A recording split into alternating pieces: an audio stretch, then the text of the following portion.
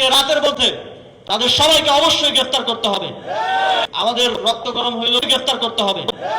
আমাদের রক্ত গরম হইলেও বয়স কম হইলেও আমরা বুঝি যে কখন কি করতে হবে, কখন দেশ গড়ার দিকে কাজ করতে হবে। কিন্তু যদি সরকারি দল ভায়োলেন্স চায়, যদি তারা সেটাকেই একমাত্র রাজনৈতিক হাতিয়ার হিসেবে নিতে চায়, তাহলে এটা যে আমাদের থেকে বেশি কেউ পারবে না, এটা 2024 সালের গণঅভ্যুত্থানে আমরা দেখে দিয়েছি।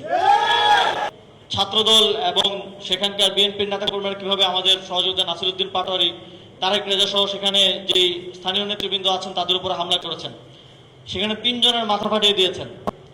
আমরা দেখেছি যে আওয়ামী লীগের সময়ে এই ঘটনাগুলো ঘটতো। সাংস্কৃতিক প্রোগ্রাম, ধর্মীয় প্রোগ্রাম, মসজিদের ভিতরে এই জায়গাগুলোতে হামলা, এই জায়গাগুলোতে আক্রমণ করা হতো। আবারও সেটা শুরু হচ্ছে, সেটা আমরা দেখছি।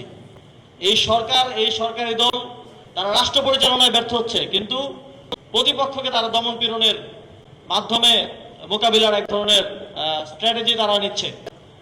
এটা বাংলাদেশের জন্য কোনো ভালো কিছু বয়ে আনবে না। আমরা বারবার এই নির্বাচনের পর থেকে বলছি, বিরোধী দল বারবার বলছে যে আমাদের গণভোটের রায় বাস্তবায়ন সহ এই জাতির যে আকাঙ্ক্ষাগুলো জুলাই গণঅভ্যুত্থানের মধ্য দিয়ে তৈরি হয়েছে সেগুলো আপনারা বাস্তবায়ন করেন, তারপরে আমরা একসাথে এই দেশটা পরিচালনা করি, আমরা একসাথে একটা নতুন বাংলাদেশ গড়ার দিকে এগিয়ে যাই। বিরোধী দল থেকে বারবার এই সদিচ্ছা দেখানো হচ্ছে, এই গুডউইল দেখানো হচ্ছে, কিন্তু সরকারি দল তারা ভায়োলেন্সই চাচ্ছে। ওই যে একটা মুভির ডায়লগ আছে মনে হয়, ভায়োলেন্স ভায়োলেন্স ভায়োলেন্স। তো আমাদের রক্ত গরম হইলেও বয়স কম হইলেও আমরা বুঝি যে কখন কি করতে হবে, কখন দেশ গড়ার দিকে কাজ করতে হবে। কিন্তু যদি সরকারি দল ভায়োলেন্স চায়, যদি তারা সেটাকেই একমাত্র রাজনৈতিক হাতিয়ার হিসেবে নিতে চায়, তাহলে এটা যে আমাদের থেকে বেশি কেউ পারবে না, এটা 2024 সালের গণঅভ্যুত্থানে আমরা দেখে দিয়েছি। এবং আমাদের সাথে যদি এটা করতে চান, এই ফাইটটা কোনো রাজনৈতিক দল, কোনো নির্দিষ্ট আদর্শের সাথে হবে না। এই ফাইটটা হবে পুরো একটা জেনারেশনের সাথে। এবং এই জেনারেশনের সাথে ফাইট করার ভুলটা শেখ হাসিনা করেছিল, আশা করি এই ভুলটা তারেক রহমান করবে না। আমাদের সহযোদ্ধাদের উপর যারা হামলা করেছে, ভিডিও ফুটেজে, ছবিতে সবার পরিচয় এসেছে।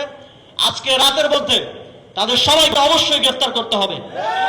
যদি গ্রেফতার না করা হয়, তাহলে আপনারা যদি ভায়োলেন্স বেছে নেন, আমাদেরকেও ভায়োলেন্স বেছে নিতে বাধ্য হতে হবে। তিনি এখন স্বরাষ্ট্রমন্ত্রী আছেন, মাঝে মধ্যে মনে হয় যে তিনি হয়তো প্রধানমন্ত্রী অথবা রাষ্ট্রপতি, কিন্তু তিনি তার স্বরাষ্ট্রমন্ত্রীর দায়িত্বই ঠিকভাবে পালন করছেন না, কিংবা করতে এক ধরনের অনীহা আমরা তার মধ্যে দেখি।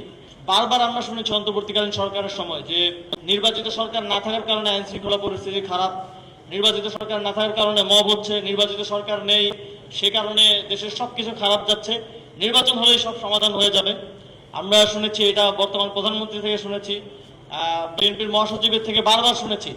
কিন্তু নির্বাচনের পরে তারা দায়িত্বে আসলেন, কিন্তু কোনো কিছু সমাধান হচ্ছে না, আরো খারাপ দিকে যাচ্ছে।